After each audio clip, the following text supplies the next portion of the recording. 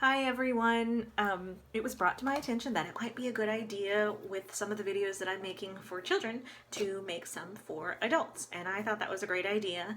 I was thinking this evening about what topic I would like to start with, and I work with adults in a different setting in addition to school counseling, and one of the things that I am seeing among adults is a lot of not so good feelings that resemble the grief cycle. And it was brought to my attention by another staff member at my campus, and something just clicked. And now I can just see this cycle through myself and others. And one of the things that has helped me about recognizing that is that it normalizes it for me and it makes me feel not so guilty for some of the feelings that I'm having, and to be okay with some of the thoughts and feelings that I'm having. So I wanted to go through the cycle, the grief cycle. Just so you know, this is something I found on Psychology Today. It was an article by Robert Weiss. He might go by Weiss. He's PhD with a Master of Social Work, and he wrote this article for Psychology Today. And so I'm going to go through some of the examples that he gave. But I also just want to note that the grief cycle is something that we usually think about for losing a loved one. But the grief cycle does happen for other major losses in life. And right now, I think as a country and as from the world, a lot of us are experiencing this grief cycle. So I just kind of wanted to go through it, see if anything kind of clicks with you, and then to talk about what that means. So the 5 stages of grief are denial, anger, bargaining, despair, and acceptance. So denial is, this isn't happening. That's generally what denial is. Anger is what it sounds like. It's being angry at anything that has to do with the loss or the grief, what the grief is about. Bargaining is, well, I'll just do this and then maybe that will happen. Or maybe if I do this, the outcome will be like this, which I want anyway. Or maybe if I do this, that won't happen. That's bargaining. Despair is what it sounds like. It's that feeling of depression, loss of hope.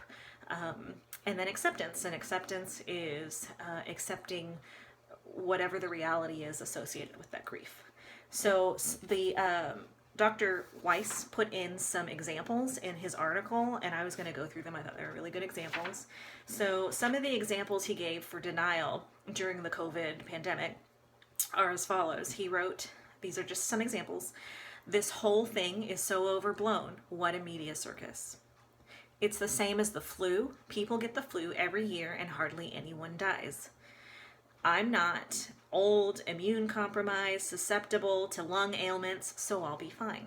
So these are just different things that are saying, like, this isn't really happening. It's not as big as it seems, and I'm going to be okay. Which might be true, but kind of the denial part is that I'll be fine no matter what, or this is not as big of a deal as it seems, or as other people are making it. So anger, some examples of anger. So again, just anger is something that gives you power. In a situation like a pandemic where a lot of us are in shelter in place, we're not working, some people are losing their jobs, money's not coming in, kids are home, trying to teach kids things that you haven't gone through yourself since you were that age. A lot of those things make you feel very powerless, and anger gives us power. And so it makes sense that in a situation where we have so little power that we would seek it out in any way that we can. And anger is one of the ways that we do that. So it makes perfect sense that we would get angry.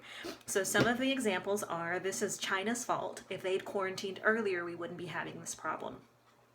I don't care what the governor of my state says about sheltering in place. I'm going to work today. Forget what they told us. I'm bored and I'm just going to have some friends over. So you are taking the power or the control that you can and utilizing it in a way that has anger almost at other people or something, whether it's like an institution or another person. So it might even be from the other perspective of someone that is sheltering in place and feels that they're doing everything that they can and being very, very angry at others for not doing the same. And in any of these cases, whether it's true or not, that anger is part of the process. It's part of what is going on. So whether it's validated, whether it's makes sense why the anger is happening, and so just to be aware of that can be a way to reflect on how you may be handling, and myself as well, how we are handling this situation. Bargaining. So bargaining, when your denial, it starts to break down, and then we start to kind of look at the reality, but we're not really ready to give up on however we want to see it fully. So it might look like it's okay to spend time with others as long as they wash their hands before they see me. This will all be over by Easter. I'll be safe until then, and then we can go back to normal. I know when people look sick, I'll be fine as long as I stay around people who are healthy. So these are very typical thoughts, but they are bargaining thoughts. So just something to be aware of. Despair. Despair occurs. So it can sound like, I can't go to work, I can't earn money, pretty soon I'll be broke and homeless. Now, a lot of people are going through a lot of financial strain, a lot of emotional strain, but that hopelessness, even if it's about something that hasn't occurred that may be occurring in the future, a lot of the despair is valid and real, but this is just what it looks like. This epidemic is the new normal. I can say goodbye to my hopes and dreams. So that there's a feeling of hopelessness involved in that statement as well. So that despair comes with hopelessness. I am high risk and likely to die alone. No one will come to help me when the time comes. So a lot of these examples are looking a little bit further into the future, and just rather than being hopeful, feeling hopeless.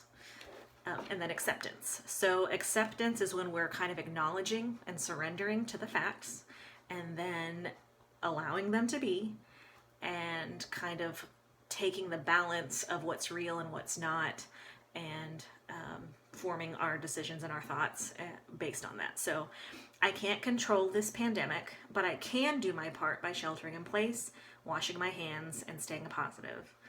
The fact that I can't leave my house doesn't mean that my life has to stop.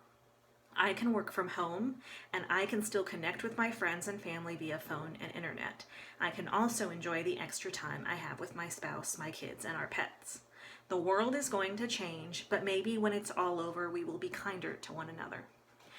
What I notice in all of these examples of acceptance is that there's a level of being able to recognize what you cannot control.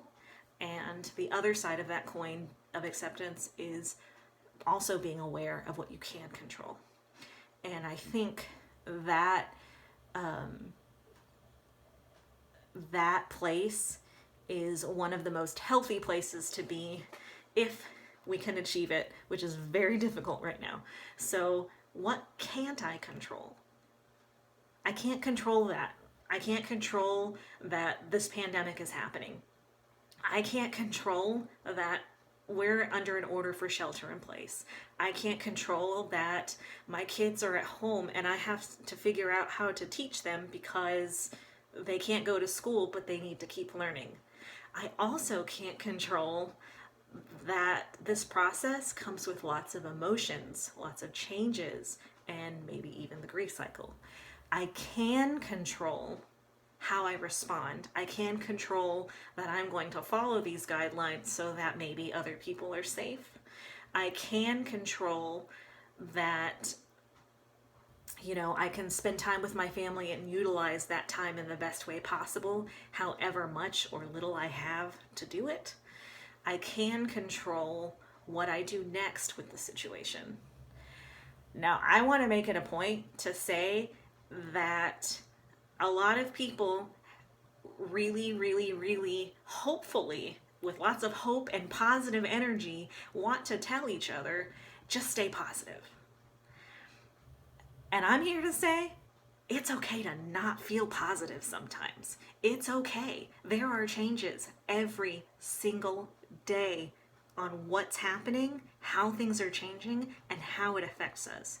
And it is only normal to go through all of the gamut of emotions that come along with that and the cycle of grief that can come with that. It's okay. Staying in that place is a different story, but it is okay to be there. It is normal. Staying positive is wonderful on the days that we can do it, but it is okay and it is normal to feel grief, sadness, anger, worry, bargaining because we want control and we don't have as much control as we normally do. All of those feelings and all of those thoughts that come along with it are okay. Once we accept them and acknowledge them and move through them, then we can move forward.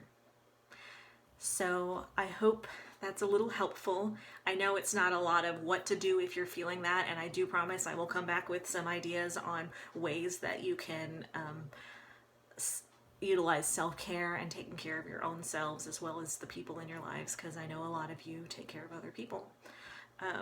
But I just want to say that it's okay. It's okay to feel all of these feelings. It's okay to have all of these thoughts. And in a lot of ways, being aware of them is a wonderful step into moving forward, into being in a more positive place. So with that, that's the grief cycle. I will be back again soon with something more positive.